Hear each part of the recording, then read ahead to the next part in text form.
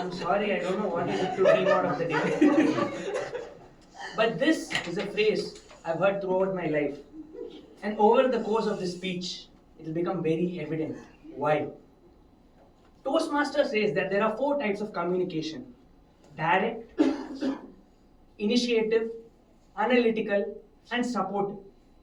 Let's talk about the direct type of communication, the go-getters, the ones with goals. These people might come off as, a little bit impatient and goal-oriented, but at end of the day, they do get it done. Such a person was my CTO, a tech leader, a person who's my career mentor, who took me on as his protege. Last quarter, I remember giving an amazing presentation. I'm just standing over there, waiting for my applause, just waiting over there for the glory. My CTO was over there, sitting across. Kannan, nice presentation, but you missed the whole point of the meeting. You obfuscated the agenda. I thought you were meant to be a great orator. What does every good speaker have in common? They are great listeners. Kannan, I have faith in you. You'll reach heights, my boy. But first, shut up, Kannan, and just listen. I was standing over there, and to be honest, I almost shit my pants.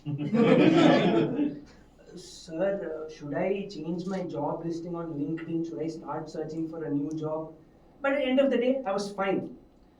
This is what he was really trying to say, that it does truly matter to listen. It does gift you down the line. You see, we live in a world overflowing with texts, tweets, sliding into your DMs and podcasts like Joe Rogan. But at the end of the day, we all crave for connection.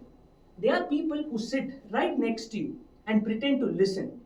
But before your words even land, they're drafting comebacks in their mind. Witty comebacks like, I'll say this, I'll say that.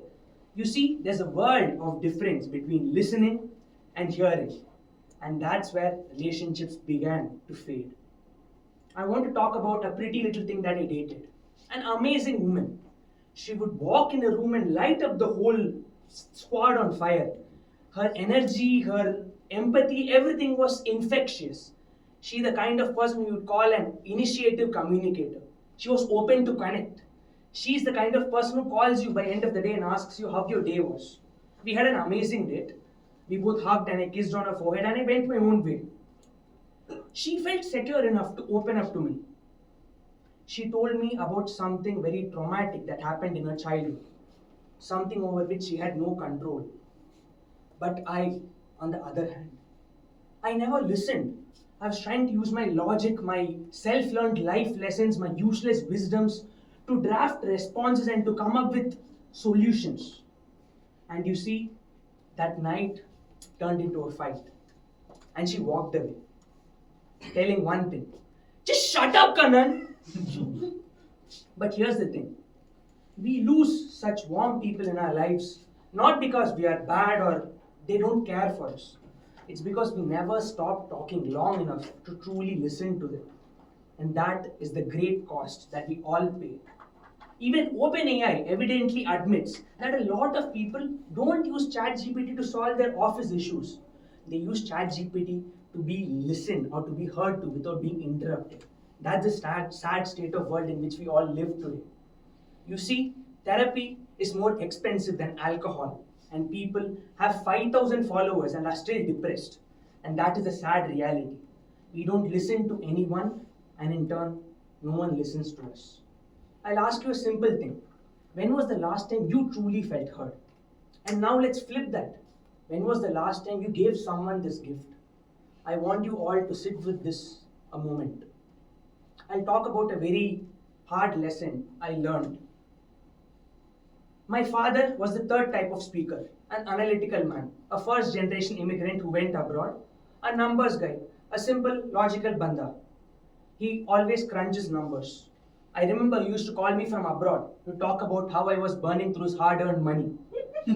You see, my mother used to report all my mischiefs to him. And when his name showed up on the caller ID, it meant one thing: a lecture, half an hour lecture. I used to prepare myself mentally for a earful shouting, and I used to pick up the phone. And sometimes I even kept the receiver away and said, Appa, why won't you just shut up? I made sure he didn't hear it. But Then came COVID. He passed away. At 24 years old, there are a million things I want to ask him, but I can't. I remember the way he lived, I remember the way he loved, I remember his work ethic, I remember his smile, but there is one thing I don't remember, his words. And that is the ultimate true cost of not listening.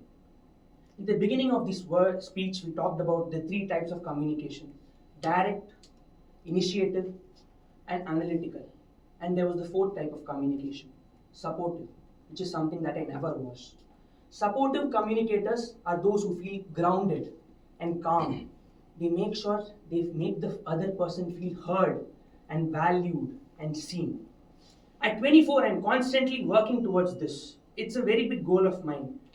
And sometimes when you truly listen to a person without drafting any witty comebacks and without having any ideologies within your own or trying to relate to them, and you actually give a damn and you're present over there at that moment, magic happens.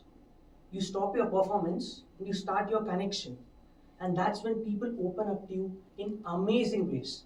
I had a guy who come up to me in my office and told me that, bro, you're the only person I'm telling I got a hair transplant. For the rest of the whole office, I told them I got an ugly haircut. That's why I'm wearing a hat. You see, this is actually surprising. So Toastmasters and guests, I want you to do one thing today. Just go away from this meeting, find one person and talk to them. Just listen. Don't try to relate, don't try to fix them, don't try to, interject yourself in their solution. Just listen. Actually being present there at the moment. Because today I've realized that the words that were never spoken are the words that were never meant to be heard because we never listened.